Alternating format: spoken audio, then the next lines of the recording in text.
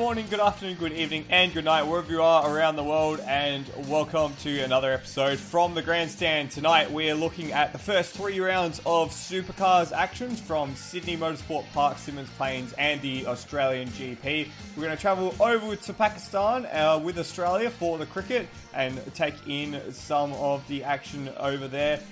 Looking at, as well, the Women's Cricket World Cup and celebrating around the grounds, checking out everything that we've watched this month. All this and more from the Grandstands with me, Michael Zalavari, and I'm joined as always with Kiwi Chris Riddell. Kiwi, how are you this month? I am doing fantastic, and we also have a special guest sitting on my lap right now, Baby Riddell. Hello, Phoebe. Woo! Congratulations! That's awesome news. Awesome news. Everything went well, I hope. I'm glad to hear. It was a bit rocky. We spent a week in hospital to start with. Yep. But yeah, she's now a month old and she's busy drinking, spewing, and pooing everywhere. It's great. Much like every other baby should. That's fantastic. Very, very happy to hear that, Chris, and all the very best for you and your partner and your family now. Dude, you're a dad. No, what the hell? Who let that happen? Why did they let that happen? Oh, brilliant. Surely some divine intervention should have happened by now. Don't wish on it just yet. I've got to stop making you laugh. That's not going to go well for anybody. No, it's not. I've also had some fantastic news that's knocked me around a bit. I had COVID, so that's why you haven't been hearing much from Endurance Chat, and that's why you might hear me splutter along in the background across this podcast. But we'll make our way through because we've got a whole month of sports to talk about. We were saying this month would be a bit lean with just the Cricket World Cup and just a few things like that. But no, it's been packed. It's been mega packed.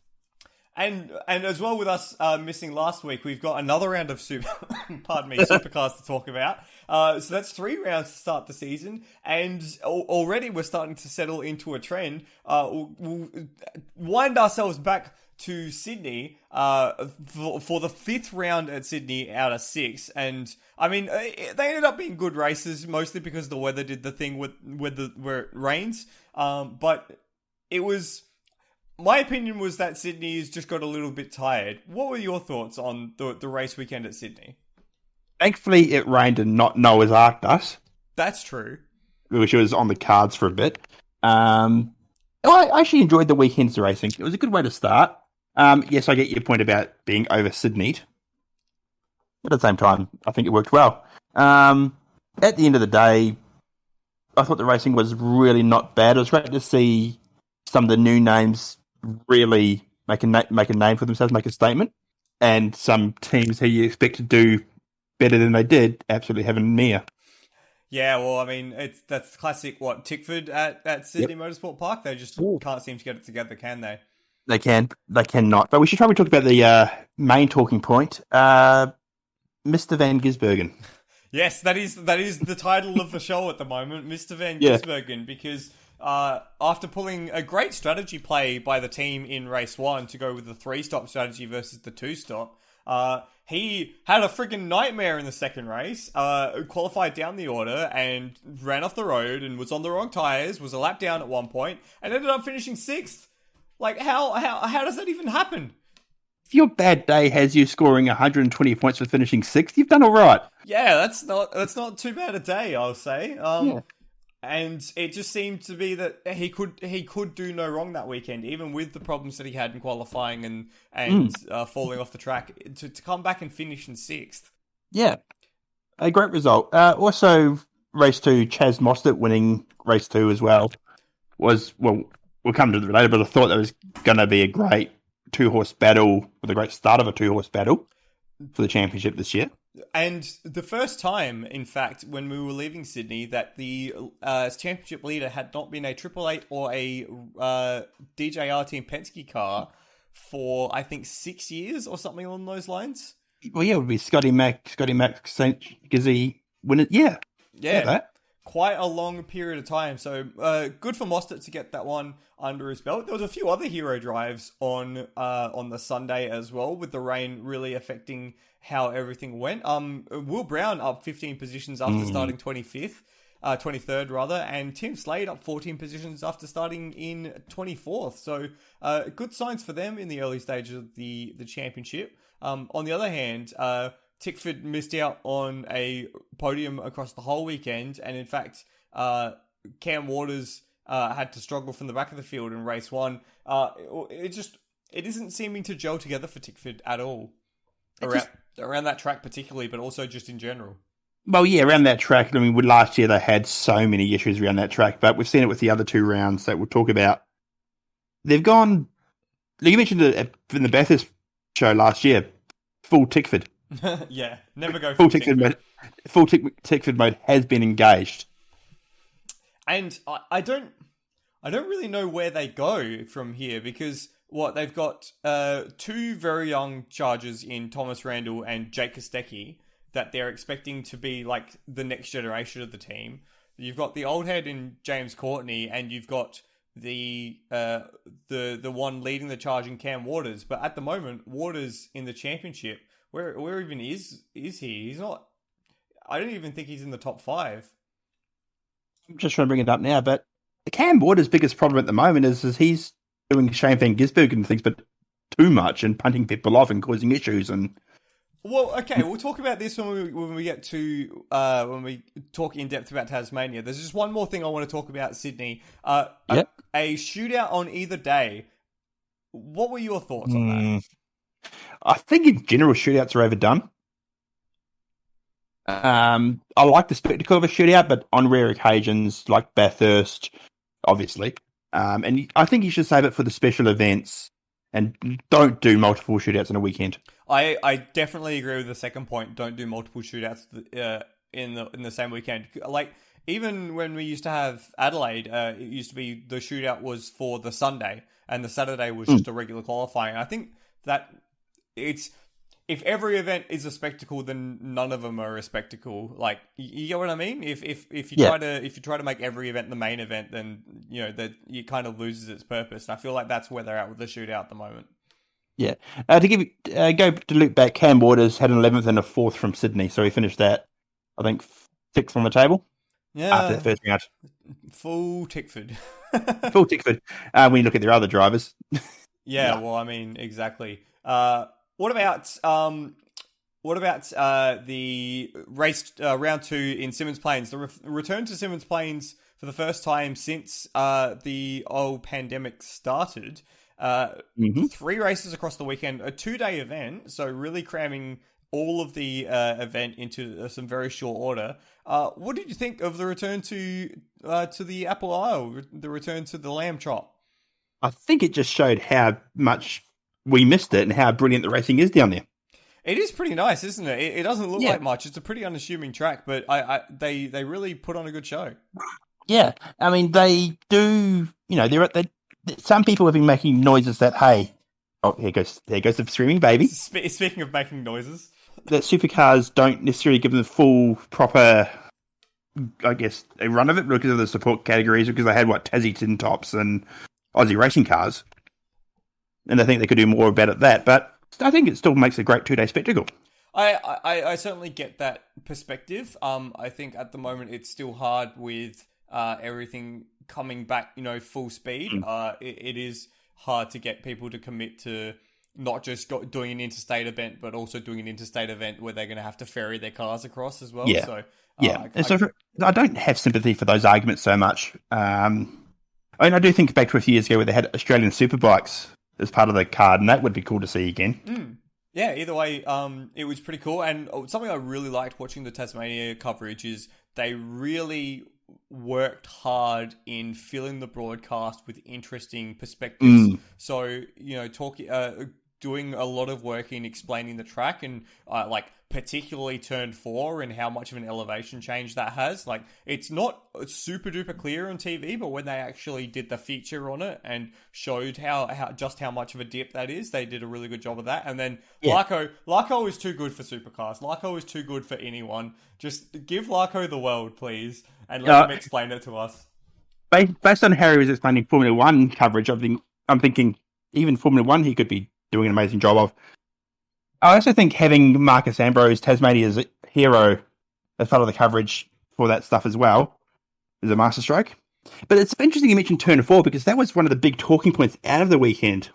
Yeah, and particularly the sort of move that Van Gisbergen was making in the first race, not so much the second and the third, but the different running lines and making a little bit of contact on the rear quarter panel. So the situation was the fast line at turn 4 is really the high line where you run it at the very, very top of the bowl, carry as much speed as you can, and then shoot out the other side. But what that does... Essentially motocross line. Yeah, pretty much, using the height of the berm. But that does leave you vulnerable to a car that kind of ducks underneath and takes the sort of what you'd call like the actual apex of the corner. And Gisbergen was very happy to take the actual apex of the corner at the cost of making contact with the car in the lead on exit, like just around the B pillar or just behind.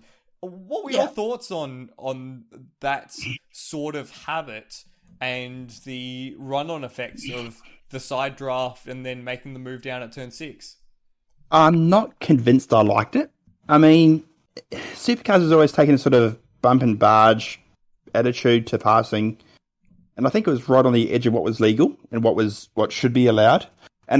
And even Larko, I think the following day mentioned Craig Baird was like, no more of that, please, Shane. Yeah.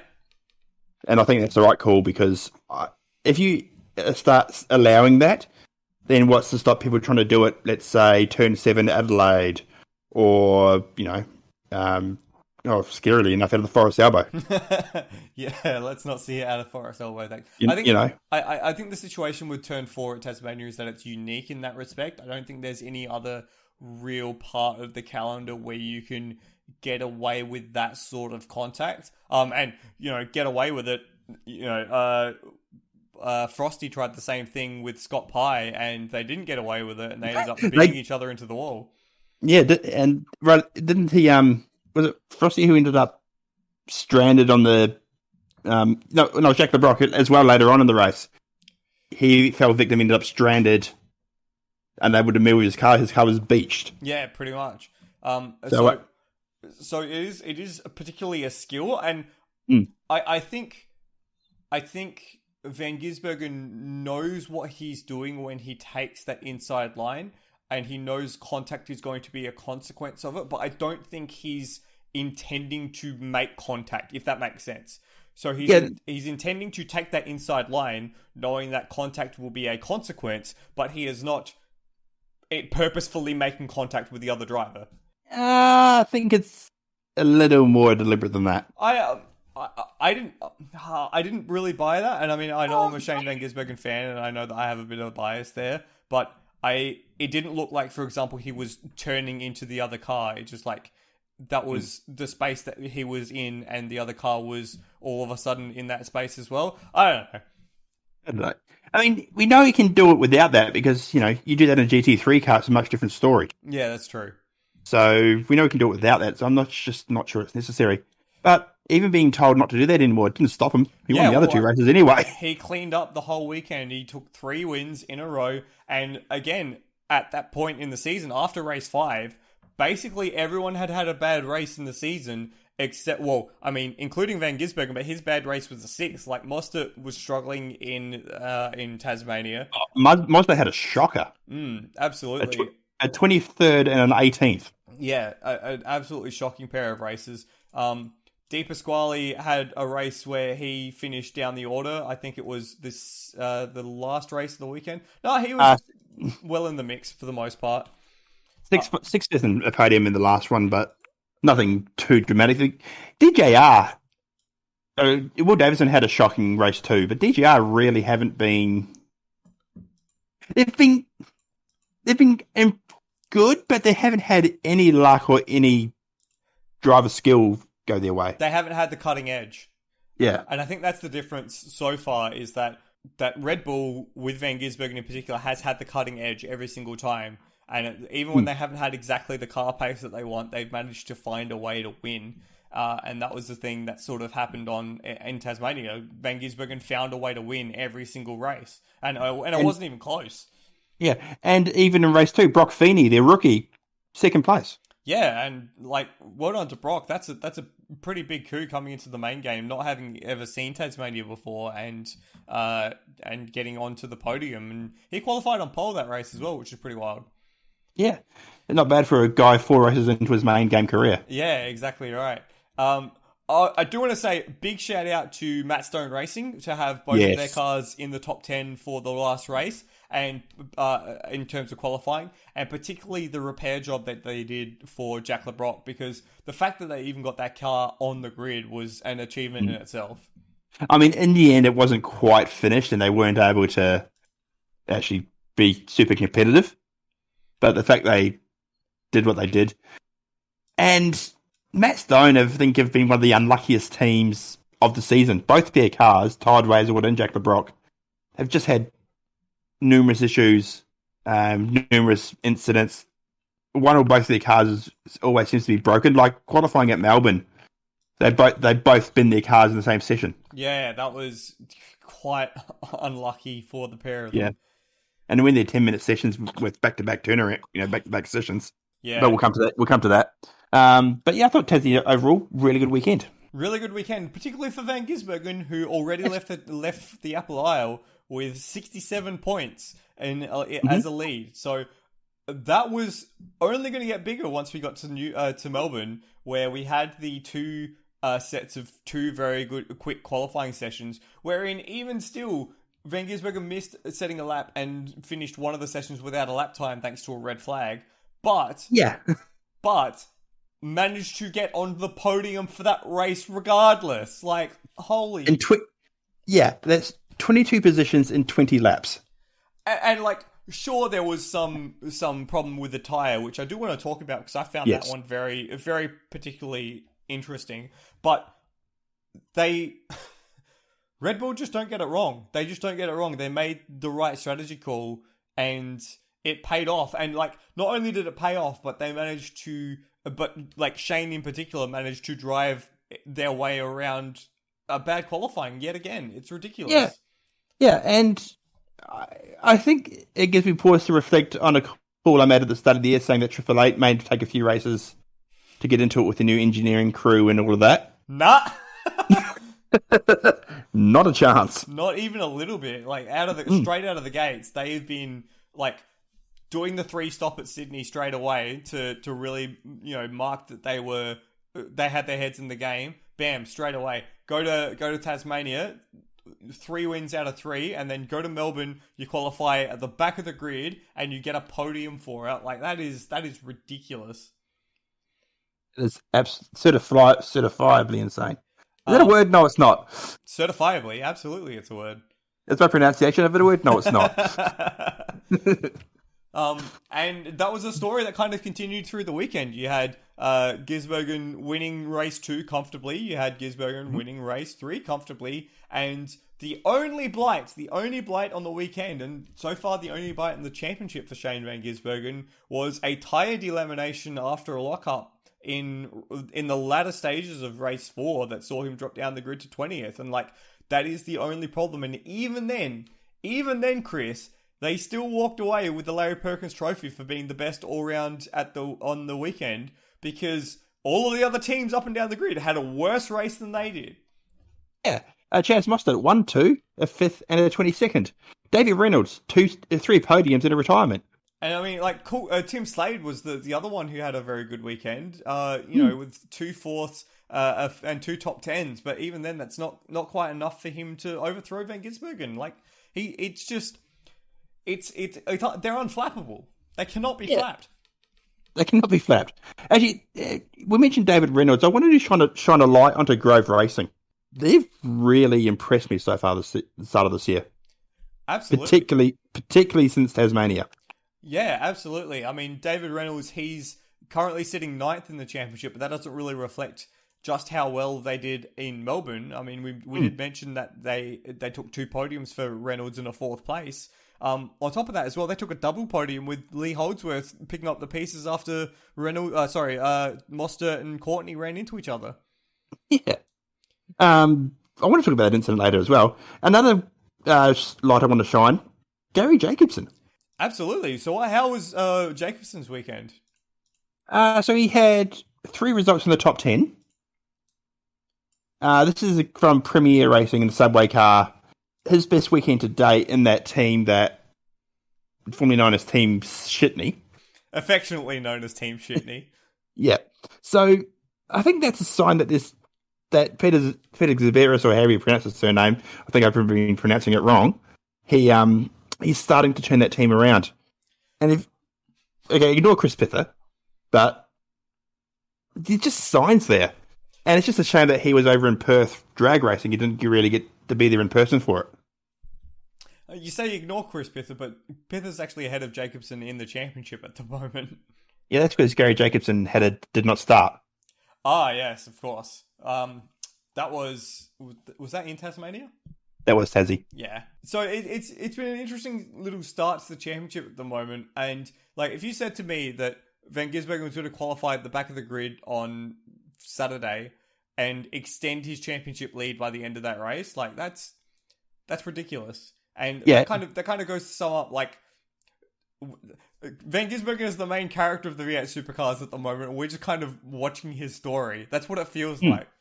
And of course, we should mention in between Tasmania and Melbourne, he came second in a rally. Yeah, like up against people who rally full time. And by the way, he put one of the special stages up on YouTube, and you can go find his YouTube channel and watch it. And at one point, I think it's about 3 minutes 20 into the video, he does the co-driver calls like a very sharp right-hander, and Van Gisbergen does a full scanty flick right into it in front of the crowd, and the co-driver says show off, and then immediately starts going with the rest of the pace notes. I'm like, holy shit, that is so good.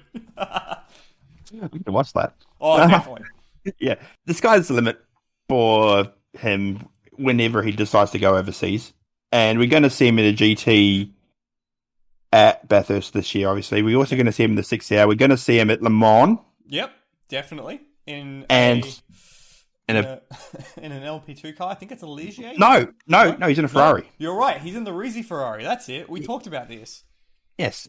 So he's in a Ferrari there. So that's going to be... And I reckon that could be a bit of a dress rehearsal. If he gets a really good result, there'll be teams going, hey, Gizzy, here's a few €100,000. You want to just move over here for a little bit, please? Thank you, mate. Cheers. That would be pretty wild. And there'd be 25 drivers then going, oh, thank Christ, we have a chance of winning something. Yeah, it seems that sort of way at the moment. What about the rest of the championship challenges? It's shaping up to be a Van Gisbergen versus DJR versus Chaz Mostert sort of fight at the moment. They've already broken away from the rest of the field. No race wins yet for DJR at this point. Should they be concerned? They should be concerned because I don't know what Will Davison's got to do to get a race win. He's got to be faster than Van Gisbergen for a day. Yeah, he's had 4 second places at the moment, and you can just see he is just done with second places. Yeah, I mean, you know what he's going to do? Remember when Russell Ingall got sick of finishing second in the championship? You know what he did? He went into Adelaide at the start of the season and bought a wedding dress so that way so instead of being the bridesmaid, he'd be the bride. And that was the year that he won the championship. So Davison's just going to go, when we get to Adelaide at the end of the season, he's just going to go buy a wedding dress and then he'll win a race. That's one way of doing it, I guess. But really, they also need more consistency. They just haven't been able to string together a solid set of results yet. They've had 2 double podiums. Two double podiums. It's a bit of a surprise that Anton's actually second overall at the moment. Well, I mean, I guess it just goes to show how inconsistent everyone else has been. Like, Davison got absolutely destroyed with the double stack, and then Di Pasquale having the tyre problem in Melbourne. So, like, he got absolutely burnt there. Mostert had the kerfuffle with Courtney, and then also Tasmania. So it just kind of goes to show that everyone else is kind of throwing it away in Van Gisbergen's direction at the moment. Yeah. I'll just pull out a few names from the championship standings where we are so far. So Cameron Waters currently sits in 7th as the lead Tickford runner, which is not the sort of defence he would have wanted trying to push for a championship victory. Todd Hazelwood actually sits in the 10 for Matt Stone Racing, which is pretty good, just behind David Reynolds, who's behind Tim Slade. So Cool Drive really showing up the Tickford Racing stable that they've worked in. Brody Kostecki's in the top 5, which is pretty impressive. He's kind of left Will Brown behind in the Erebus machinery. Nick Percat would have expected a better start of the season from Nick compared to where Chaz Moster is at the moment. So Nick's going to find a little bit of a way to get onto the same sort of level that his teammate is. And then Brad Jones Racing, all 4 of their cars languishing at the back of the top 20 at the moment. All of them having had a bit of a sorted time so far. So not exactly where they would want to be either. And then rounding out the bottom of the championship, it's 2 out of 3 of the Tickford cars in the bottom 3 of the championship, Randall and Kostecki, who just have had no luck really and no pace. So it's been interesting to see how the championship has shaped up from the start of the season. The highlight of Thomas Randall's season has been Fernando Alonso driving his car. Yeah, exactly. So I mean that was a pretty cool moment, but also like Randall has not translated the expected pace that we would have hoped that he would have. True, but again, Tickford. Yeah, this is true. I was just mentioning that Waters is the highest placed Tickford colour in 7th. Yeah, which is pretty average at best. So but 2 talking points you wanted to go through. Yeah, so Melbourne, tyres. Tyres, right? The Supercars stuff that up. Okay, talk us through it. So race 1 in particular, so we have soft compound, hard compound tyres. You have to use them in each race, one set of soft, one set of hard per race. What I think was not accounted for was the loads at the newly configured Albert Park circuit, which when you're doing 270 in that back section for like 4 or 5 seconds of turning left, are going to absolutely torture soft tyres. Yeah, absolutely. So, and we saw that with so many tyre failures in race 1, and teams accidentally made the right strategy call by being aggressive. Yeah, it's because it wasn't that they were degrading. They weren't losing tread depth. Like it wasn't like we've seen, for example, at Sydney, where you lose the tread surface and that's what lowers your performance. The tyres were actually just tearing up. Yeah, the tyres were failing. And that seemed to be glossed over by everybody, but I think it's an absolute disgrace. Yeah, I would tend to. I don't think it's a disgrace, but it was certainly a safety issue that they should have accounted for. Absolutely, and we saw it. Like that's what caused Gizzy's failure in race 4, I think. Was that on the hard tyre? Was that on the hards? No, he was on the soft tyre. It was okay. No, you're right. Actually, sorry, he was on the hard tyre. Yeah, and even still, the hard tyre was struggling with the loads through the back end of the circuit. So. Yeah, it just seemed that there was so much load put through the carcass of the tyre that the actual tread, the rubber on the surface, just couldn't continue to be bound to itself. Yeah. So it was actually tearing itself apart. And we've seen it like at places like the Bend, brand new track that deliberately has to use a hard tyre only because they just don't know what's going to happen. Yeah, you would have thought with the dramatic changes that we got being undertaken, when you got Formula 1 cars doing 70 k's and faster through corners, that they'd be like, okay, let's just take a step, take a minute to breathe, and see what's going to happen here. No, but the spectacle, Chris, you can't take away from the spectacle, Chris. I don't come to watch a spectacle of tyres going boom. Yeah, exactly. What is this? Formula 1? Oof. No, I totally get it, and it was quite it was quite interesting to see how it all panned out in the first race. But after everyone kind of expected that to be the case, I think Supercars maybe realized, well, we screwed the pooch here, and we just kind of have to live with it. And I think that's where we ended up. So I think at the end, the teams were just doing the best they could. They realised, okay, optimal strategies to be on the soft tyre for as little as possible. So you saw by the end of the weekend, most cars coming in lap 2, 3. I think they figured out that you could get maybe 5 or 6, but then any more than 6, you were really pushing it. So yeah. The other big talking point was that race 2 incident between Chaz and James Courtney. Yeah, in a race that was filled with incidents. But yeah, go ahead. Because that incident was, I'll describe it for those who haven't been watching. So last lap of the race, last corners of the race, coming through the second last corner, Chaz has tried to go around the outside of James, and James has given him no racing room whatsoever, so Chaz is on the grass. So coming so now Chaz is on the inside of the final corner, but just maybe 2/3 of the car length, or 2/3 back. What's the word I'm looking for here? A third of the way alongside James Courtney's car. James has given him no room. Chaz hasn't backed out. Contact spin. James in the wall. They assess a pit lane penalty post-race for Chaz Morrison, which I vehemently disagree with. Okay. I am interested to hear why you disagree with that. Because the incident would not have happened had he been afforded racing room in the first place. I think that's a fair call. I also think that the secondary contact through the final corner would not have happened had Chaz not gone for what was an audacious dive. I think that's the contact that's been penalised. So my read on the incident was that Mostert didn't have enough of an overlap or enough commandment of the track in the final corner in order to make that move. I still don't think he should have been turf wide at the penultimate corner. I think that was dumb, and I think the reason that Courtney didn't get penalised for that was because he got tagged and spun out. But I don't think that matters. I think he either penalised both or he penalised neither, and say no one's predominantly to blame. Yeah, fair enough. Because that penalising one and not the other just sends the wrong message in my eyes. Okay. I reckon my preference in that case then would have been to penalise both. Yep. I'm not saying James Courtney needs a drive-through. And also a drive-through at Albert Park is incredibly harsh because it's deep in both pit lanes. It's so much.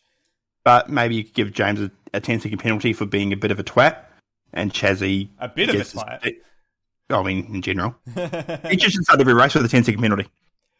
So had you given, for example, Courtney a 10-second penalty, he actually finished in 9th in that race. A 10-second penalty would have seen him drop to 17th behind Nick Percat, and Mostert finished in 22nd after his post-race drive-through. I think that would have been fair for both of them. What it did say to me, though, Chris, is that Mostert isn't thinking championship. This is true, and that's another thing, because if you're thinking championship, just go, okay, I'll take the 12-point hit by coming third. Exactly. Let's just bring across the line, and we'll whinge about mowing lawns later. Exactly. That would be my thought. If Mostert was thinking championship, if he was thinking he was going to have a real go at the championship, he would have been a bit smarter, and he would have pulled out of that move when Courtney took him, along to Jim's mowing. That's exactly. Yeah, to me it was a bit unnecessary. But I do agree that Courtney should have been penalised as well. Yeah. Hey, got Lee Holdsworth a much-deserved podium. Yeah, well, I mean, double podium for the Groves on Stephen Groves' birthday. That's huge. Yeah, true. And I think he backed that up by winning the Porsche Carrera Demolition Derby race in his class as well. Far out. The Porsches were out of control. They were. Not as bad as Porsche America at Long Beach. Did you watch? You didn't watch that race at all? I haven't seen Long Beach yet. It's on my agenda. I think race 2, it was a 45-minute race. I think they did 7 minutes of green laps. Oh, okay. Well, I'm not going to watch that then. Far out. That's as bad as when they were at Long Beach that one time and there was 45 minutes of caution before we even got a race lap underway because they kept taking each other out in the start line. Yeah. My gosh. Okay. Why do we race at Long Beach? Anyway, moving on. Supercars. So that's the 3 rounds that we have started the season. One more round this month, right at the very end of this month at Perth, the Bunnings Trade Perth Super Night, at the very end of the month. Night racing in Perth, it's kind of the wrong side of the seaboard for most of the country to enjoy like nice, good primetime primo racing. But it's a nice little fun track, and it'll be good to see the supercars make their way over to Perth again. Yeah, I mean, it's only one race at night on the Saturday. Which is all right. Yes, and I think it's Saturday night racing, even if it finishes at midnight our time, is fine. I mean, I'm up at midnight most nights now anyway, so yeah, that's well for me. A child. Yeah. Hey, I've been able to watch so much racing just sitting here feeding Phoebe on the couch going, oh yeah, that's happening. How good, right? How good. Yeah. But I love night racing over there. I think it just adds an element to Perth, and the crowd gets feral. They've done a really good job with the pyrotechnics in the past. And driver introductions coming over the hill, fireworks as they crest it. So I think they'll do a bang-up job again. It'll be pretty good, and I'm pretty excited as well. It's going to be quite a drastic change going from the, like, what they keep telling us is billiard table smooth surface at Albert Park. Yes, we get it. You've said it 40 million times.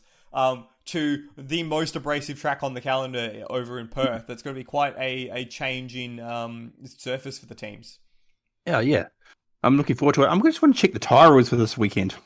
Okay, while you're doing that, I'll briefly mention as well, we have had a change in local government in South Australia, which means that the Supercars will finish their season this year with the Adelaide 500 on the streets of Adelaide in the Parklands, and it's going to be awesome, and I'm going to be there, and I'm so excited, and holy crap, it's going to be good to be at a racetrack again in the city. Happy days. Oh, yeah. And there's moves to try and make it a permanent season closer, which is going to be just as good as having it as a season opener. Yeah, it'll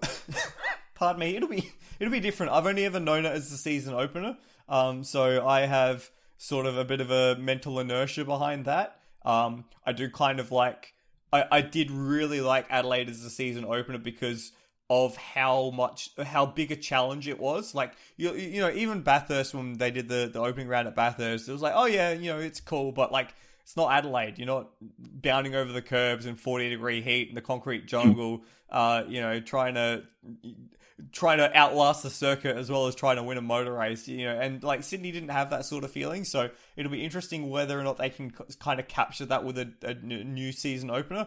But having Adelaide as a season closer, that's going to be good stuff. Yeah. And that, especially if Newcastle doesn't end up happening. Yeah, indeed. There's going to be a finish of Bathurst Surfers Adelaide. Yeah, man, that's terrifying. Yeah. So yeah, the tyre wars for the Perth weekend, all soft tyre. Okay, that's fine. That's pretty cool then. Yeah. And with it being so abrasive, you'll see actually tyre degradation instead of tyre delamination. Yeah, wasn't it a few years ago where Craig Lowndes did a crazy two-stop strategy and won? I think he pit just before the second safety car and managed to just roar through the field with the brand new soft tyres, which is like, that's always something you can do in Perth. It's really, really cool. Hopefully we get to see something like that. And it's a short enough pit lane that it actually works. Yeah, well, so, you couldn't do that at Melbourne. No. That's going to be a great weekend, and that's coming up on the 30th to the 1st of the month, I think. 30th of April, 1st of May? Yes, it's the only one. It's the only other one this month. So yeah. A few weeks ahead, a few weeks of time. Great news. Great news indeed. We don't have to rush a review if we do the episode on schedule next time. Yeah, that'll be doing something on schedule at the moment would be nice. What's the schedule? What is in fact a schedule? You completely derailed me. What the hell are we talking about now? Cricket. We like to talk about cricket after we talk about supercars, don't we?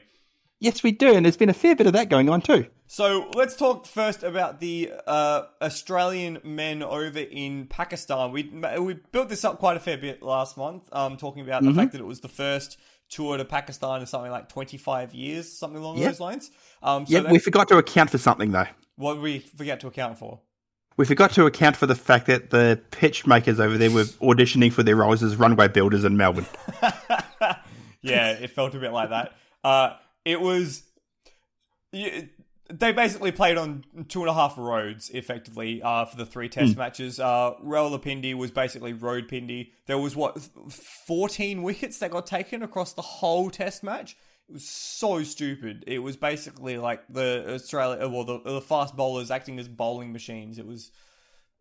Which I don't understand because Pakistan's best asset is their fast bowlers. And their swing bowlers as well. I think they actually came out and said, like the head of the Pakistan Cricket Board came out and said, we planned this to blunt the Australian pace attack. And it was just like, well, you're blunting your own pace attack as well.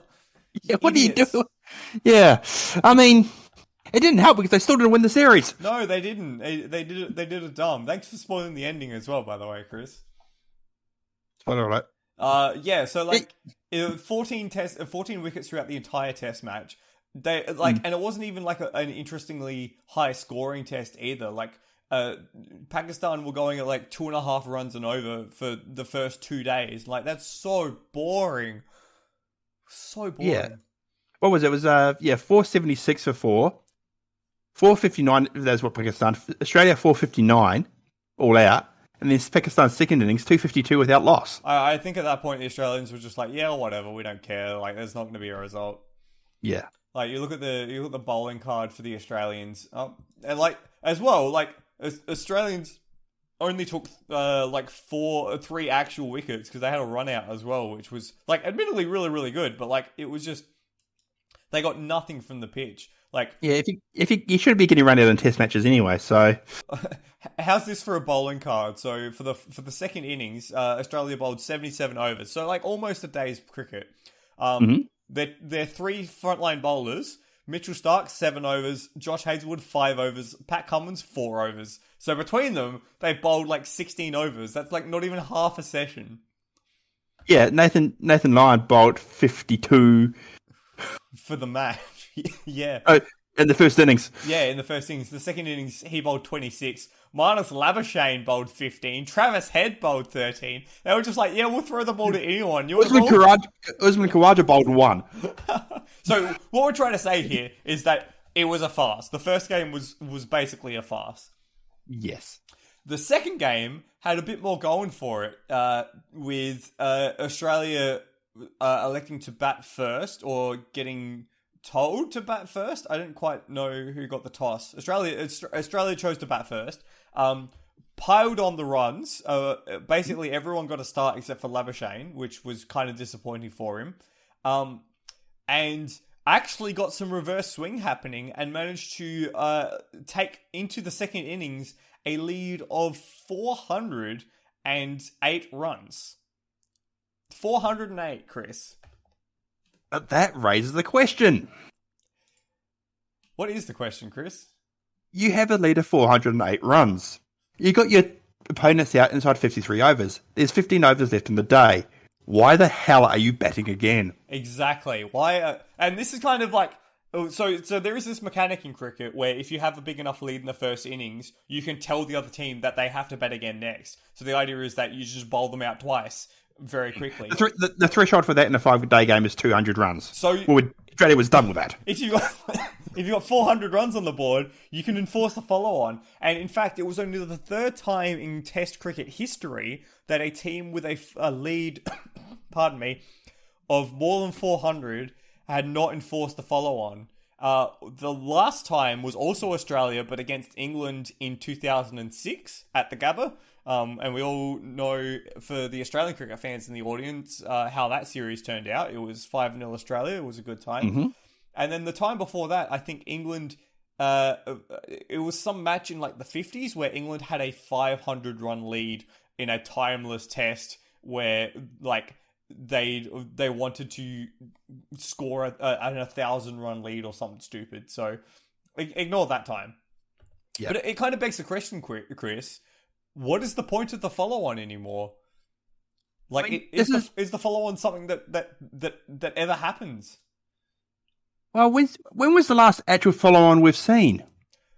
So the last time an Australian team enforced the follow-on... I actually did some research here. The last time an Australian team enforced the follow-on was when David Warner scored 300 in Adelaide. And yep. they bowled out Pakistan for 302.39 in 3 days. 3 days? Yeah. Yeah, 2 days. Yeah. So I've got a link. I've just posted it in the chat if you've want to look at it, it's basically every follow-on that's ever been enforced since 2020. There have been 8. That's actually more than I expected, truth be told. Yeah, New Zealand's enforced 3 of them. That's cool. What's it like having a test team that actually is aggressive and wants to take the game to the opponents?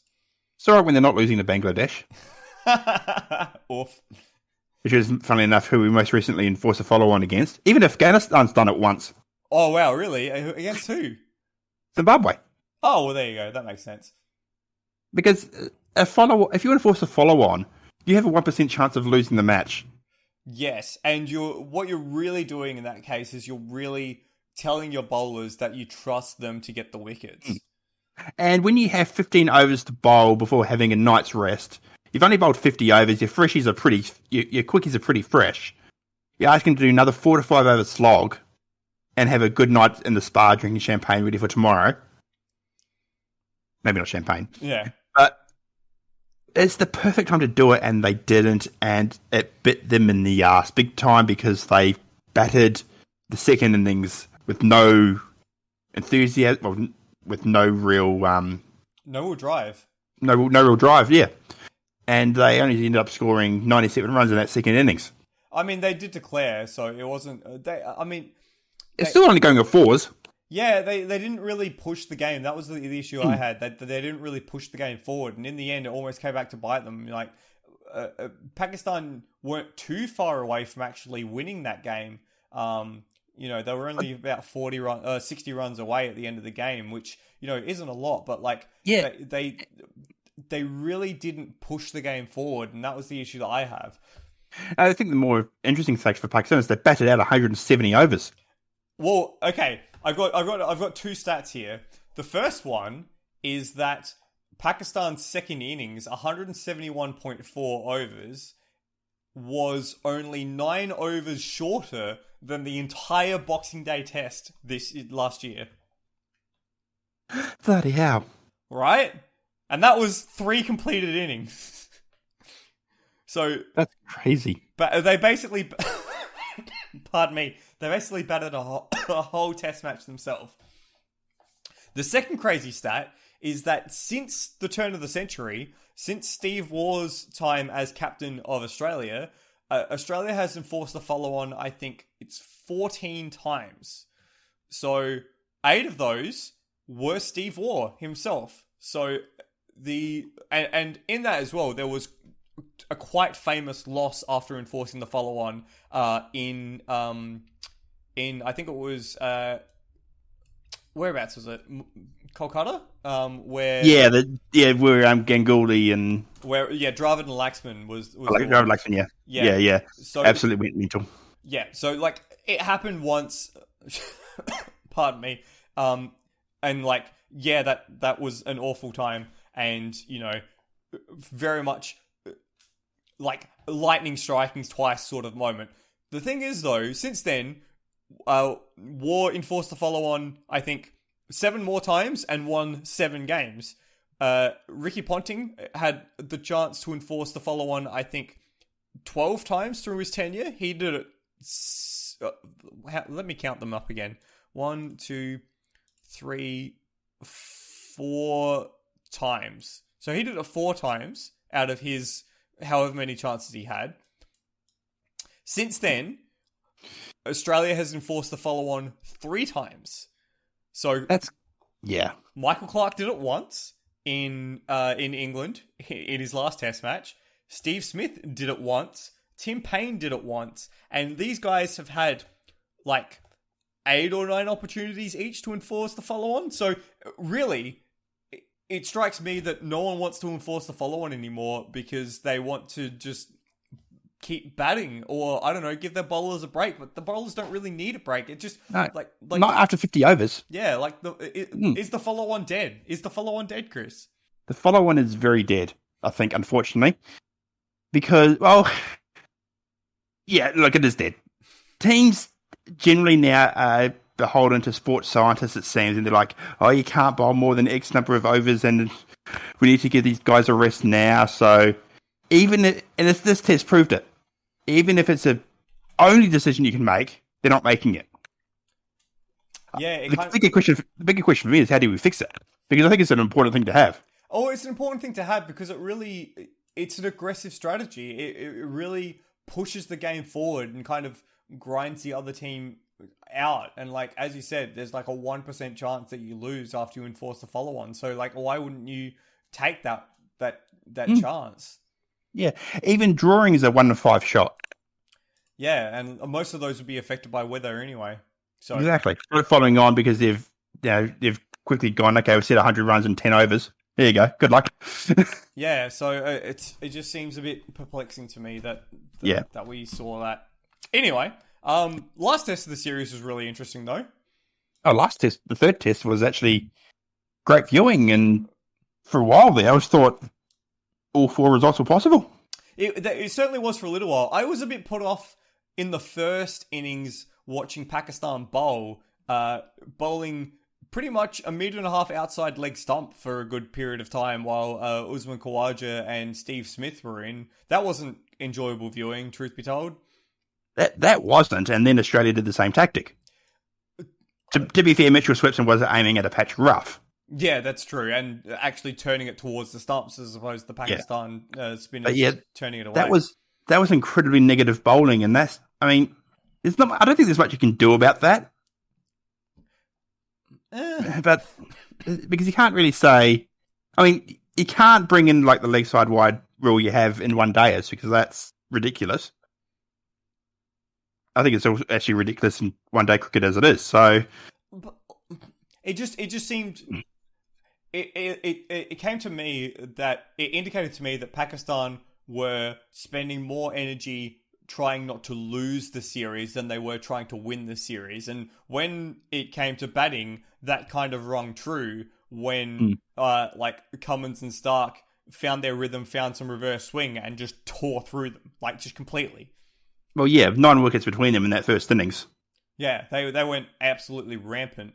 And again, it looked to me, it looked that Pakistan were more focused on trying to defend their 0-0 standing in the series than they were trying to win. And it came back to bite them because Australia ran through them. So yeah, in the very end of the series, Pat Cummins and Nathan Lyon were the tormentors of Pakistan. Just as I made mention, just tearing through. Pat Cummins got some awesome swing going and found the way to just extract something from the pitch, which had not been possible in any of the other locations. And then Nathan Lyon actually came through and cleaned up, which is something that we love to see. We love to see spinners doing well on day 5 and actually performing. Swepson, on the other hand, the leg spinner that Australia brought in rather, to do a job, he really didn't have the best of campaigns. I think he only took the 2 wickets through the series and didn't get a wicket at all in the the last test. Chris, what was your read on Swepson's performance? I actually thought he was okay. Really? Yeah, because he was bowling to a plan, and for a rookie, for a newcomer to the team, I mean, he wasn't. I thought it was okay. Like he wasn't expensive. I don't think at any point. He went for 3.5 in the last innings and 2.3 in the first innings in that second game. I don't know. I just didn't. My opinion is that I didn't see like much. I didn't see something dangerous when I was watching Swepson.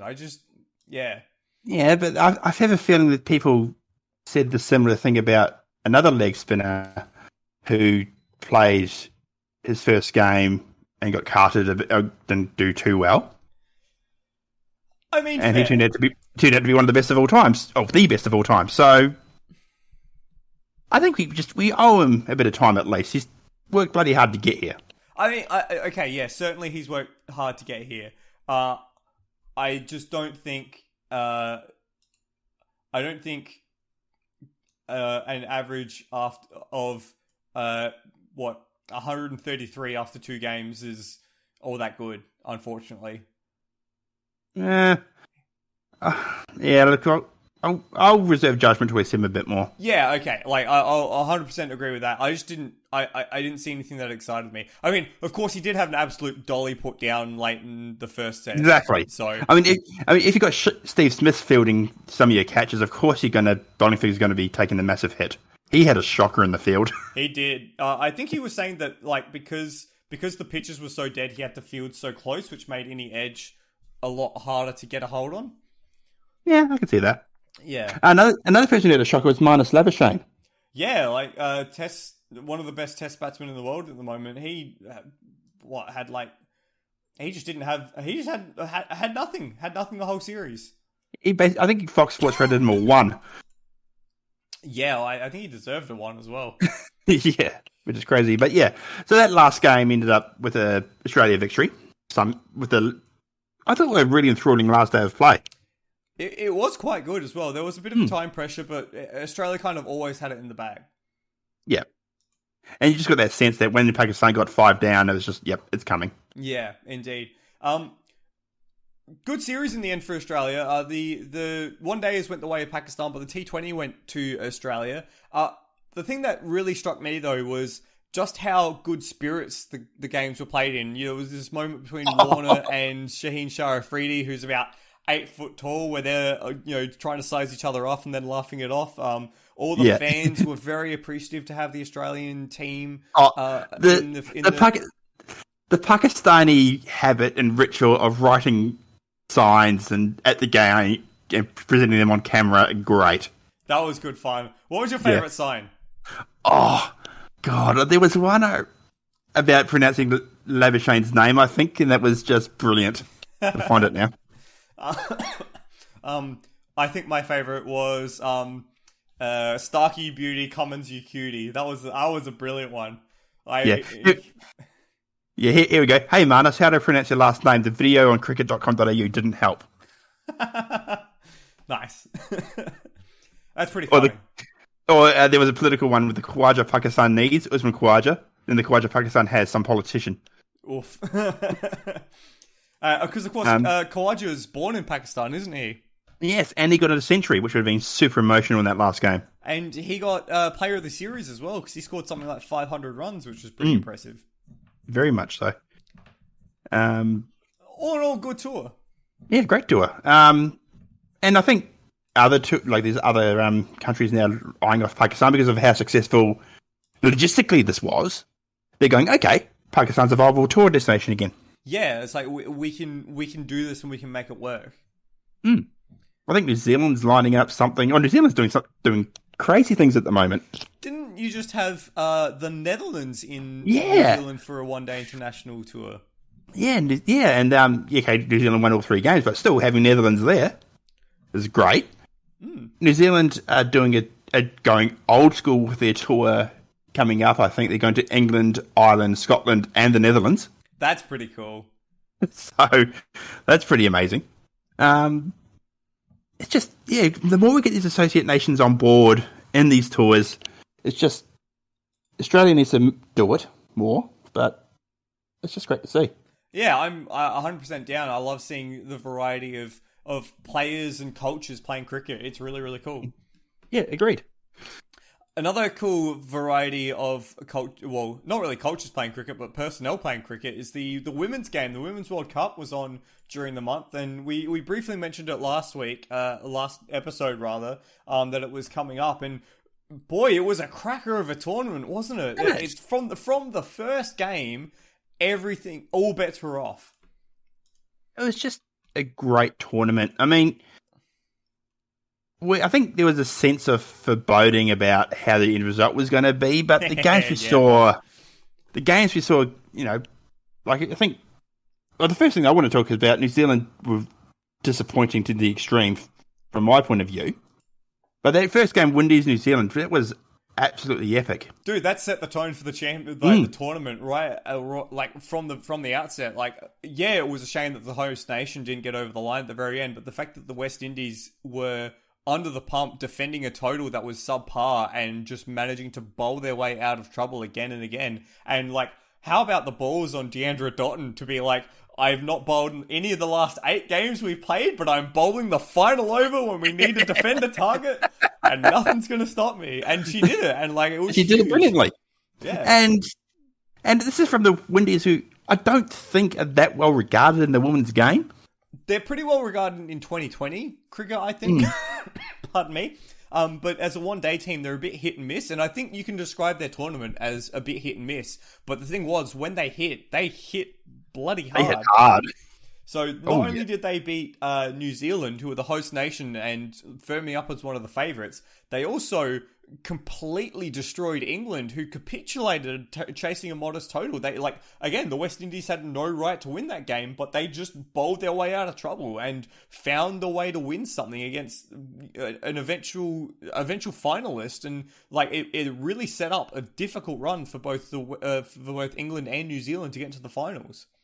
Yeah, and New Zealand ended up faltering badly.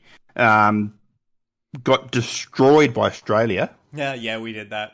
Absolutely destroyed, bowled out just on for 30 overs. Had a disappointing loss against South Africa, and then England's tight match.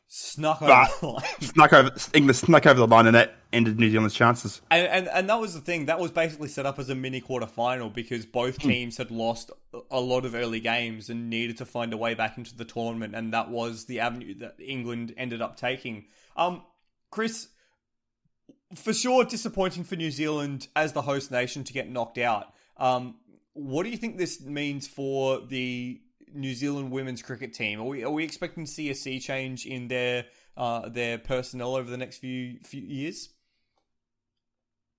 I would think so. Like, a lot of those names have been around for a fair while now. It's not going to be dramatic. If I pull up their squad list, I'm just going to have a look at their quick squad list now. So you got Susie Bates, Sophie Devine, Amelia Kerr. She'll stick around for a few years. Amy Stavithwaite, Maddie Green, Brooke Halliday, a few young guns in there. Jess Kerr, Hannah Rowe, Frances McKay, and Rosemary Mayer played their last game. Yeah, so there's a few old heads there. And I just think, this tournament probably came a year too late for New Zealand. Yep. Which we can understand why. And even COVID had an effect on this tournament, with the first few games being held with a few spectators. So thankfully the final was well attended. Yeah. But I just think we're just a year too late for New Zealand to really make an impact. Yeah, fair enough. One thing I will say is it was great that the fact that New Zealand got knocked out didn't affect how many people were at the games and the support from the crowd. And I think the games were, again, well attended and attended in great spirits as well. Yeah, and hosting the final in Christchurch, and Christchurch is a bit like Melbourne. You could host any sporting event there, and if it's a big one, they'll turn up. Absolutely, and they absolutely did. I want to talk about the final a little later, but I do want to go back and just talk through a few of the other games that we saw during the tournament, particularly South Africa. South Africa, they were the second team on the table come the end of the regular games. But they did it the hard way. They snuck over the line against England in the last over. They snuck over the line against another team in the last over. And then this was the big one. In the last regular game of the tournament, they knocked out India in quite dramatic circumstances with Mignon du Preez basically holding out down to long on. So by that I mean she got out, she got caught on the boundary. It turns out that it was a front foot no ball, which meant that Mignon got to stay at the crease, and they had to bowl another delivery, which basically turned the game around entirely and put it straight into South Africa's favour, and they managed to get over the line and knocked India out as well, which would be the second or third best team in the competition. They got knocked out as well. Yeah, that turned that game from 3 from 1 ball to 2 from 2. Yeah, like completely on its head. Yeah. So the fact that, good effort by South Africa. You actually tipped them to make the final, I believe. I did tip them to make the final, and they faltered at the semi, like they always bloody do. We forgot they're a South African team in a Cricket World Cup semi-final. So, again, I did some research. how's this? Chris, in the entire history of the ICC competitions, South Africa has made the semi-final, and this is including men's, women's, T20 and 50 over cricket. They've made the semi-final 17 times. How many times do you reckon they've made the final? I'm going to give them one, but I can't think what one it would be. They have once. Oh, bloody hell. If you can guess the one time that they made the final, I will literally send you $10 right now. I'm loading up into my banking app. If you can give me the year and the competition, I will give you 10 actual Australian dollars. 1999, the Champions Trophy? You are so close. It was the 1998 Knockout Cup, which became the Champions Trophy. You were off by a single unit. Of course, 99 was the World Cup year. Yeah. Of course. Yeah, 98 was Nairobi, the New Zealand one. I've got the list here that, pardon me, that South Africa actually won that against New Zealand. Oh, okay, yeah. But yeah. That is the only time that South Africa has progressed beyond the semi-final in an ICC competition. That's crazy. It is absolutely crazy because they were unflappable during the group stage. The only time they looked in trouble was when they played Australia, and Australia just walked all over the top of them. But coming into the semi-final, they had, the best run scorer in the entire comp. They had, a middle order full of Marizanne Cap and Mignon Dupreez that had dug them out of trouble every time. They had a bowling lineup that had been able to take wickets and strangle teams. And as soon as Laura Wolvart, who was the highest run scorer for the team, got out for a duck, you were like, oh no, it's going to happen again. And it did. And it wasn't really close. It wasn't even close at all. They just fell apart in a heap. Yeah, what was this? Yeah, I'd say it wasn't really close. England pretty much doubled their score. Yeah, they just fell apart. Absolutely fell apart. And meanwhile, the other semi-final, Australia obliterated the Windies.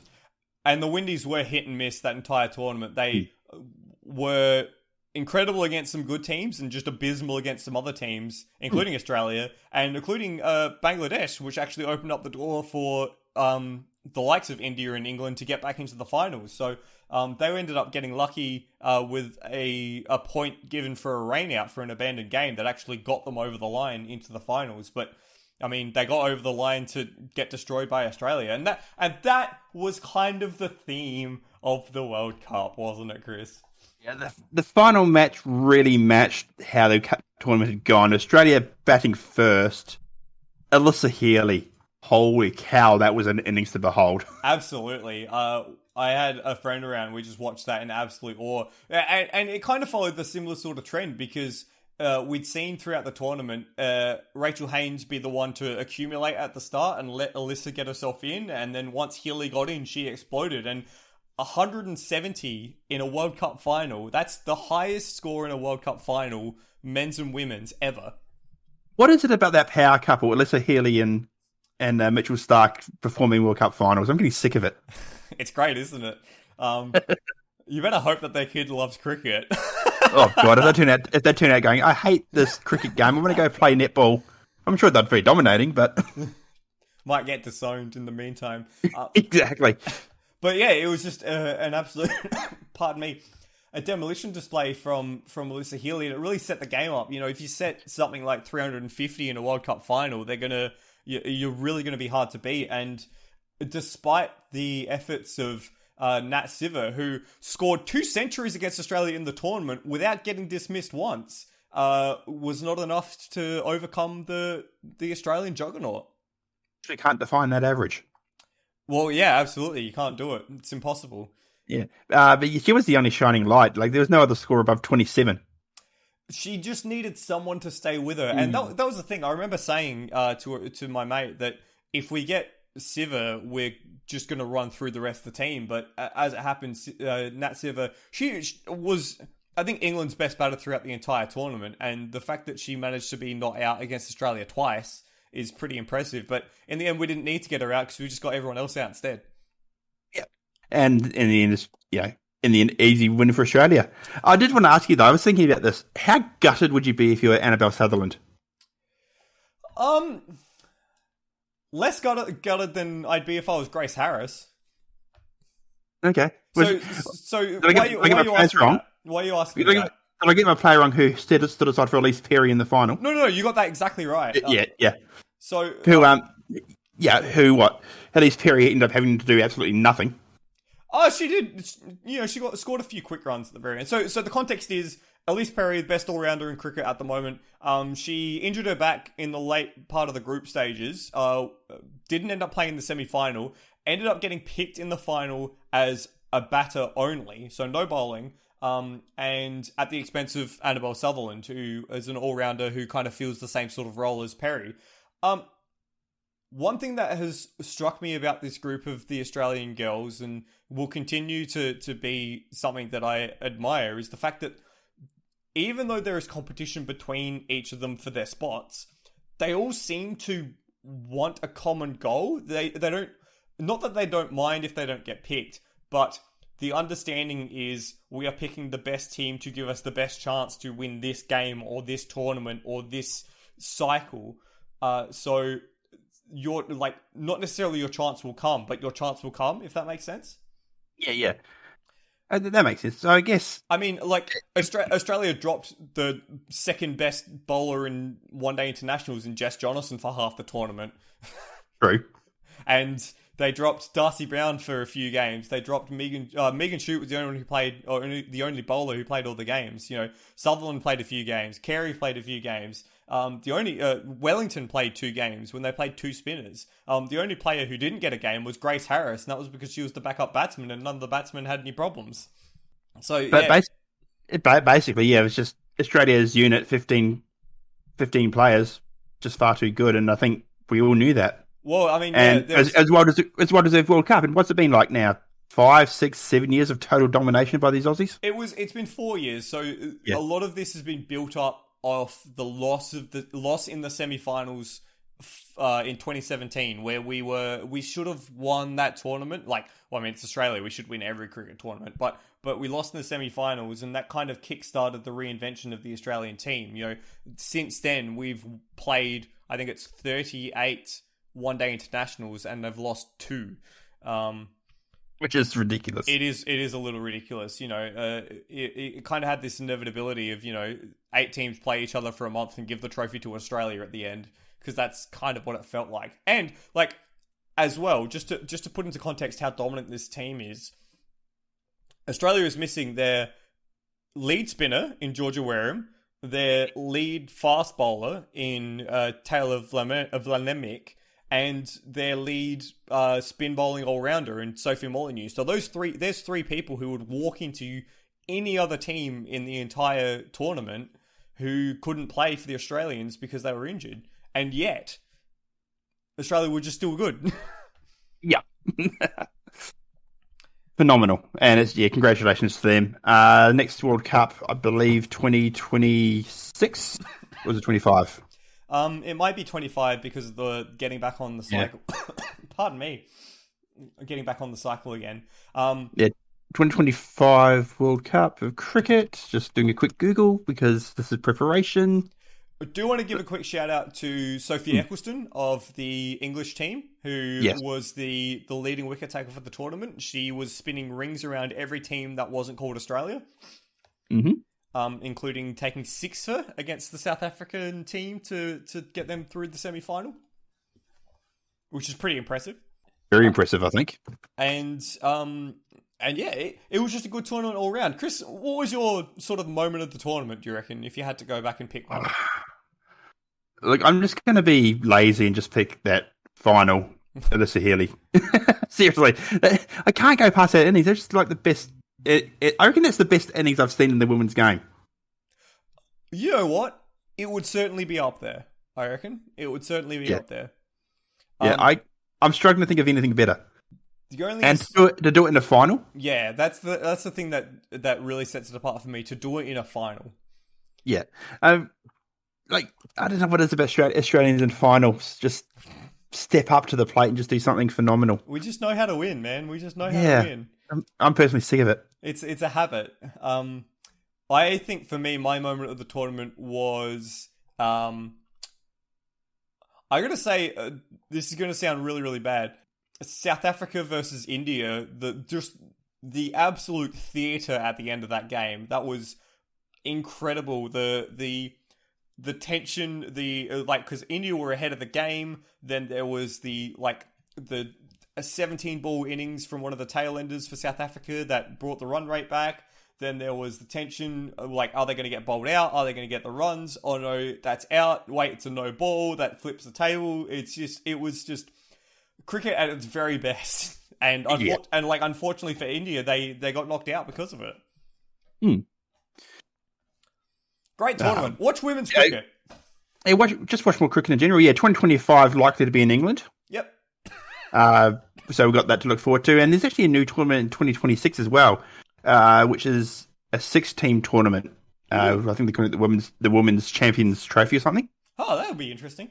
So that'd be cool as well. Nice. Okay. And 2029 Women's World Cup will have 10 teams. Nice. So that'd be good. Expanding the game. Always expanding the game, and it's what they need to do on the men's side as well, but we digress. We, in fact, do digress. So that's cricket. Important moment for New Zealand cricket. Ross Taylor finally hanging up the boots for real. Finally hanging up the boots for this final game against the Netherlands. Bit of an inauspicious team to have your final game against, but he performed quite well, if I recall correctly. But yeah, job done for him. He can now sit back and relax. Yeah, that was a three-game win to New Zealand, obviously.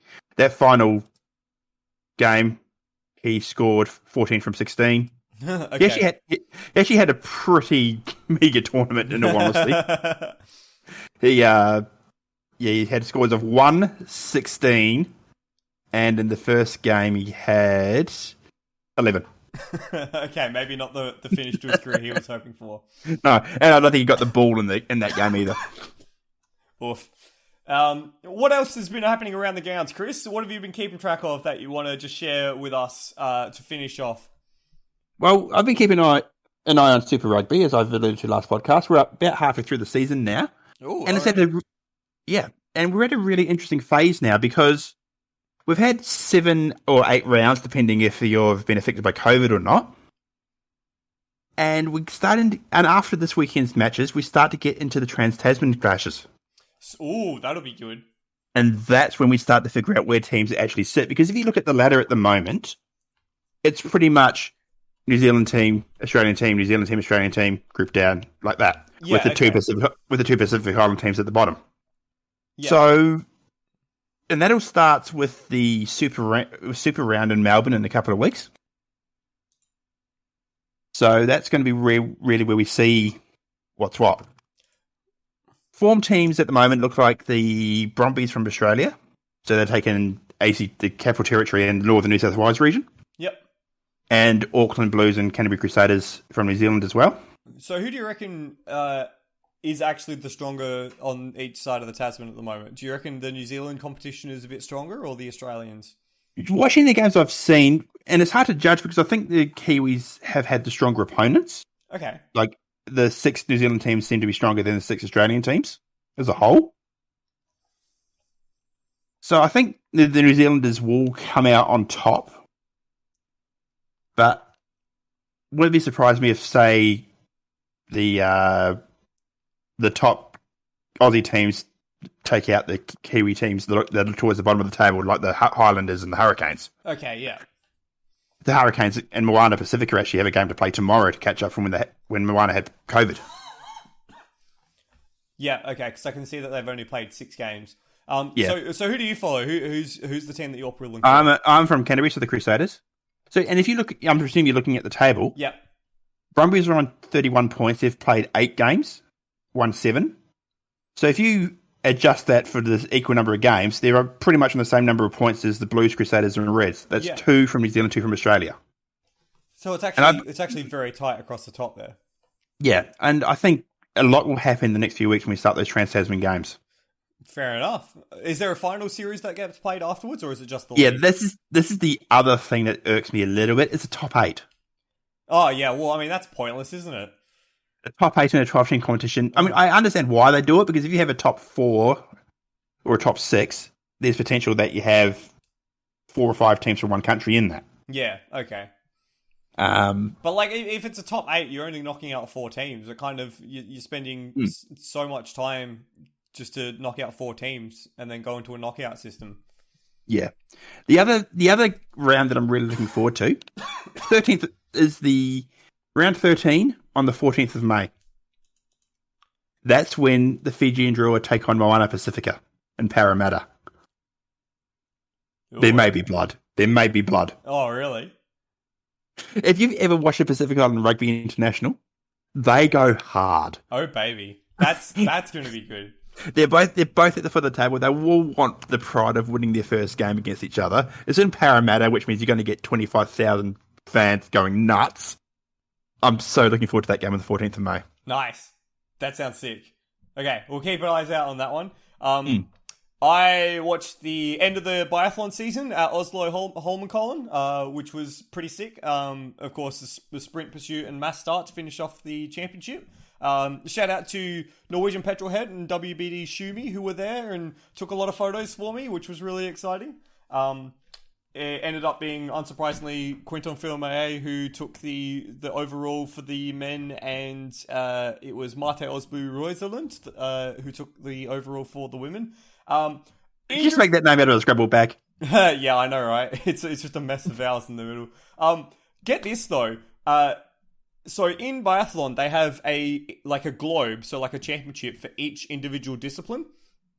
So they have a globe for the sprint, the pursuit, the mass start, the individual, and then the relay globes as well.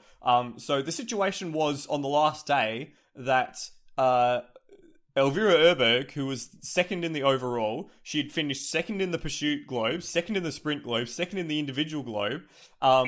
She had the chance to win the mass start globe. She had to beat Dorothy Avira, who was leading by, I think it was 2 positions. So that was pretty much where the focus was in that last day. Except, coming into the last shoot, basically everyone in the first group missed except for Justine Brazaz-Boucher, who's the Olympic champion in the mass start. So she goes off and leads, and then there's a group of about 8 behind her, about 40 seconds behind, who were fighting over second place. And the commentators did some quick maths and realized that Elvira Erberg needed to finish at least 4th to win the mass start globe over Brazaz Boucher, who was going to win the race. So what happened? So they come up to the line. They sprint in a group of 5. It was It was Elvira, I think another French woman, Lisa Theresa Hauser, who is Austrian, and I think Marte Osbu Roiseland in that battle as well. So second to 4th in that little battle pack.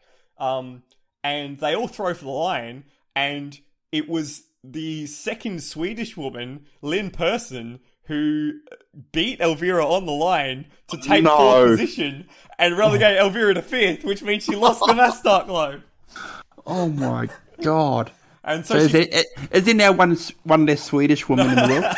No, well, none of the Swedish team realized that would be the situation, so they hadn't told Elvira or Lynn in that final lap to sort of coordinate it. So they just threw for the line and didn't know, because they thought that their real challenge was behind them when it was ahead. And yeah, as it turns out, the teammate effectively took the globe away from Elvira. So Elvira didn't win anything. She came second in literally everything in the entire year. I hope they shouted her a IKEA hot dog for that. Jesus.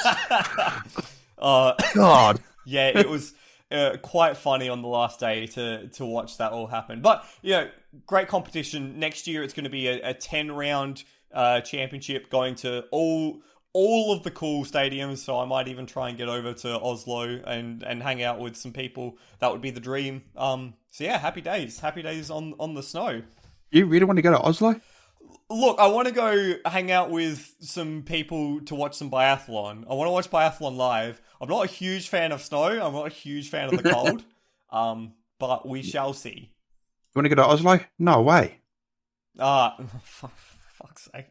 I hate that. What else have you been watching this month? Well, I think we've both been watching with absolute wonderment and befuddlement at what the hell Australia's soccer team is doing. Oh my god, I don't really want to talk about it. Neither do I, but we should kind of mention it. We suck. It was so bad. Scraping into third place in the ladder. Oh my god. Meaning you have to do it Australia has to do it the extra hard way, and they might not even beat UAE, let alone the intercontinental playoff. Oh, it's going to be so bad. So the story was Australia needed to finish second in the qualification ladder in order to get a ticket to the World Cup in is it in Dubai? Qatar, that's it. And we played awfully. We needed to beat Japan and we lost to Japan. We needed to beat Saudi Arabia and we lost to Saudi Arabia. Earlier in the tournament, we needed to beat Oman and Jordan. We lost to them. It's just, we're just hopeless. We have no identity. We have no system of playing and we just don't have any good players and it kind of sucks and it's not enjoyable to watch. And, you know, it could be the first time that we miss out on the World Cup in like 16 years. Yeah. And that intercontinental playoff will be against Peru, which is... Yeah, well, no way we're winning that. Yeah, I think New Zealand's more of a chance to make it than Australia. Hell yeah, that's so exciting for you guys, because who have you got to play? Costa Rica. Yeah, so you've got the one game to, well, one tie that you've got to win. Like, Peru's going to be a bigger challenge than Costa Rica. That's awesome. Yeah, and New Zealand showed last World Cup they could shithouse a result. Absolutely. Yeah, I'm well excited for you guys. You've got... who is it? Newcastle frontman Chris Wood is your striker at the moment, don't you? We do. Have you been tracking the Premier League at all? And only from your reports of what the hell are Man U doing. Let's not talk about that because that's sad and depressing, and I hate it. But Newcastle not doing too badly, are they? Well, Newcastle are out of the relegation zone. They're out of the relegation fight. They're safe effectively. In fact, I know Woody. Yeah, well, I mean, he didn't really help, but he's part of it. So yeah, let's go with that. At the top of the Premier League, though, it's super duper interesting. We're in a situation we were in a few years ago, I think it was, where basically Manchester City has to win all of their games and they win the title. Liverpool has to win all of their games to put pressure on Man City, and they just played each other and played out an incredible 2-2 draw. So it's going to be it's going to be a full-on race to the line for those two, in terms of who wins overall. The battle for fourth is well in the hands of Tottenham and Arsenal at the moment, because Manchester United didn't even beat relegation-bound Everton because we suck. And that's I feel so apathetic about the team because that's how they play. They play apathetically. And my neighbour, who is from Merseyside and is an Everton supporter, actually went back to England last week and told me that he got tickets to the United game and was quite excited about it. And I can't wait for him to come back with his smug little face and just look at me. And I'm going to hate it. I'm going to hate it so much. Oh, God damn it. What it does do is actually gives Everton a bit of a lifeline because they were looking like they might be in trouble of relegation, which would be the first time in 70 years or something that Everton have been out of the top flight. So they've been in the top flight longer than I think any other team. So that would be a bit of a shame, but they've found their way out thanks to us, thanks to Manchester United and how much we suck. So yeah, that's not fun. But oh well, that's life in the Premier League sometimes. You done ranting about how much the Reds suck? Oh, I'm done caring. Let's talk about the month ahead, Chris. What have we got planned to watch for the month ahead? Well, there's a couple of big events that I know we're both very excited for. The first one of those coming up this weekend. Well, actually, they're both this weekend. The Paris-Roubaix. Yes, the Hell of the North. My favourite of the cycling classics. It's so much. It's unlike anything else, I think, in sport. It's gross. It's hell. It's hell. They call it the Hell of the North for a reason, because it's hell. It's cold, wet, angry cobblestones and wind and muck and disgusting. And boy, I freaking love it. Yeah. Unfortunately, it looks like it's going to be dry this year. I mean, truth be told, that's probably safer for the athletes and the cyclists, and they're less likely to get literally pneumonia. So and literally cheese grated when they fall. Yeah, that too. So that'll be good. And like for those who haven't watched the cycling classics before, it's basically like watching an endurance sports car race. Nothing will happen for long periods of time, and then before you know it, all of the nothing means something's just happened. Yeah. Think of it like the cobblestones when you get about to maybe the 7th section is hour 13 and one of the Audis has just crashed on track and there's a safety car. Yeah, it all just sort of happens in an instant. So Yeah. it's a very team orientated individual sport, like long cycling, or Grand Tour cycling, classic cycling. And it'll be interesting to see who pops out the other side. I think even Tadej Pogačar, who's traditionally a Grand Tour cyclist, has been looking at the classics, and he might even have a run at Paris-Roubaix. Unfortunately, I think Wout van Aert won't be there, who's one of the best Belgians going around at the moment. I think he's just had COVID, so he's not going to be able to race, which is a shame. But Paris-Roubaix is also the sort of event where someone can just appear out of nowhere and find it in their legs to win at the very end. Matthew Hayman, classic case. Matthew Hayman, exactly. And by the way, if you want to see the pure joy of the horrors of this event, check out, if you look up, I think it's is it Orica Greenedge? Was that what? It was Orica Greenedge at the time, but now their channel is the current team name. So if you just find their channel. Yeah, so if you look up Paris-Roubaix backstage pass, they basically do a there you go. They do like a little behind the scenes of like the story of the race, what matters, and all that sort of stuff. And they did an edition of the 2016 race, which is the one that we're referencing, where Matthew Hayman wins. And yeah, it is quite possibly just pure unadulterated joy from an Australian cycling perspective, and it's a great way to learn about the race as well. And man, it's cool. It's really, really cool. Definitely check that one out. Yep, absolutely. Now, the other event that we're looking forward to this weekend at Bathurst. Bathurst. It's time for the Bathurst 6 hour. Wait, that's like half as long as it should be. Wait, no, you're thinking of a different event. So the 6 hour coming before the 12 hour this year for production cars, and we have a capacity grid. I saw it was like 70 something cars, which is mental. 72 cars across 6 classes with a couple of subclasses in there as well. With all sorts from BMW M4s, M3s, Ford Falcons, Mercedes AMGs, Lancers, Volkswagen Golfs, Subarus, Mustangs, all the way down to Mazda 3s and Suzuki Swifts. That's brilliant. That's a brilliant mix of cars, isn't it? It's what the 12 hour really used to be, and I'm glad that this event exists to facilitate that.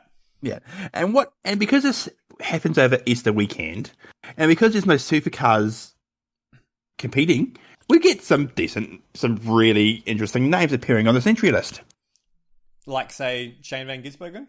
Yes, Shane van Gisbergen driving an M4. Nice.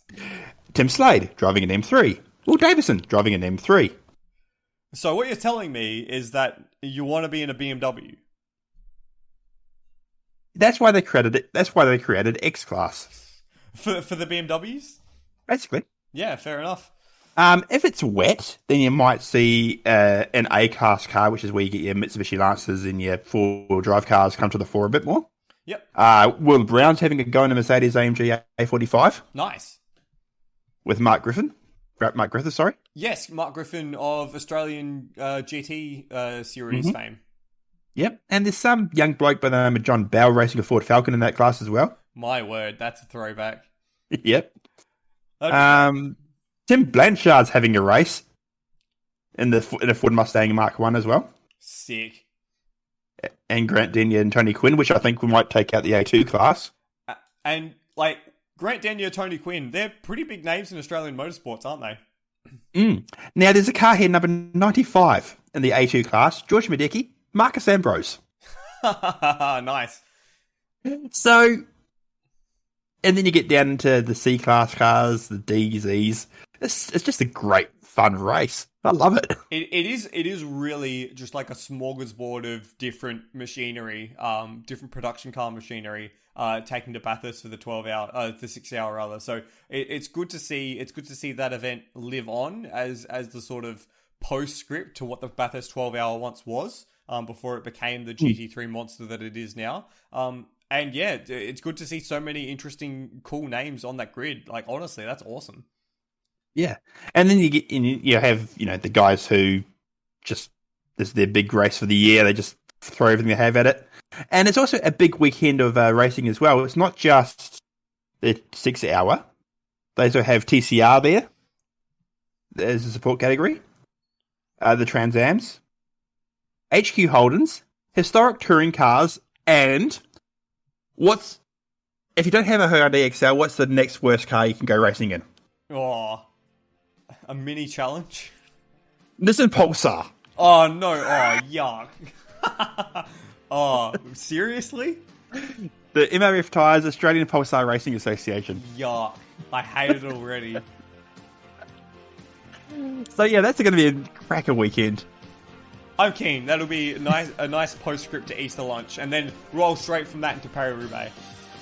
Yes. Brilliant. Bring it. Of course, as well, there's the Supercars at the end of the month, which we'll be keeping our eyes on. And then I believe there's the European Le Mans Series starting up next weekend as well, which will be... Oh, that's for another podcast. That is for another podcast. That, yes, I know that we haven't done in a while, but trust me, it's getting there, maybe, perhaps. We don't know yet anymore. When you have a COVID and a kid and life changes, and moving, things don't get... Yeah, things don't get easy. But we're working on it, we swear. We're trying. Yes. And on that note, thank you very much for watching some sport with me, Chris. Pleasure as always. I hope you're adjusting to your new life. I hope the adjustment continues to go well, and I hope your little baby Riddell doesn't cause too many problems for you. Well, she has tonight, so I better go sort this out. Classic. And apologies if you heard her on the audio. On the audio, yeah. And apologies if you heard me coughing on the audio. It's been, as we said, it's been a bit of a week. It has been a bit of a week. I think that's the sound of a train wreck happening. But hey, we got through it. In fact, we did. And it'll give me something to do tomorrow to edit, and it'll give you something to listen to, dear listener, now that you've gotten to the very end. So thank you very much for listening. Thank you very much, Chris, once again, for joining me this month. Pleasure, as always. And we shall see you from the Grandstands next month. Have a good month. This has been Michael Zalavari. Peace out.